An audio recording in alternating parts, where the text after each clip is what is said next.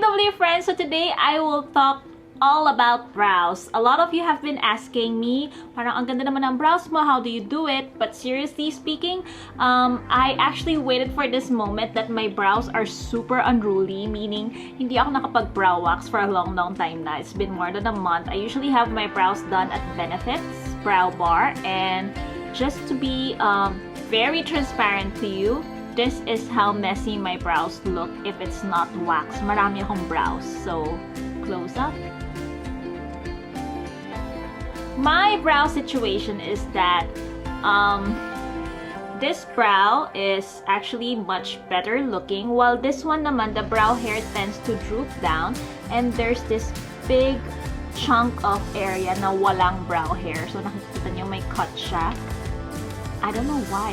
I'm born with it. First off, there are many brow products you can use. You don't have to use the exact brow products that I use, but just so you know, I'll give you an overview kung ano yung mga brow products that works based on your brow shape. If you have full brows like I do, the best way or best brow product is to use probably brow pencils like this. So this is from It Cosmetics and this one from Benefit, and you can use any brow pencils you want. Kung gusto niyo naman yung brows niyo medyo very natural looking, or you're just starting out on creating good looking brows, I highly suggest you start with brow powders like this. This one is from Silky Girl. There's a lot of other brow product brand that you can try kasi mas natural yung dating. Ang tendency when I see people who are not familiar drawing their brows and they started with pencil right away, may tendency ang lakas ng pag-draw. So, sobrang boom! My brows na naglalakad sa kalye. And if you don't have a lot of brows or almost non-existent ang brows nyo, you can use those brow liner. Yung dinadraw nyo talaga per hair strand. There's one from K-Palette. I can't find it right now, but K-Palette is really nice. Waterproof, smudge-proof, and smear-proof. Okay yun. And then afterwards, you can follow up with brow pencils. Powder, I don't highly recommend kasi mas may tendency na walang makakapitan yung brow powder. So, ang brow powder kasi more on kumakapit siya sa brow hairs and a little bit on the skin. But since you sweat a lot and there's oil, mas may tendency mag-rub off siya. And another thing is, if you have brow hairs, always invest on brow mascaras or brow tones like this one. This is from Kate Tokyo. Ito naman from Benefit.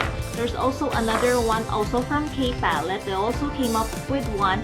And there's many other inexpensive brands out there. Basta importante, the shade of the brow gel matches the color of your brow hair. Entiende?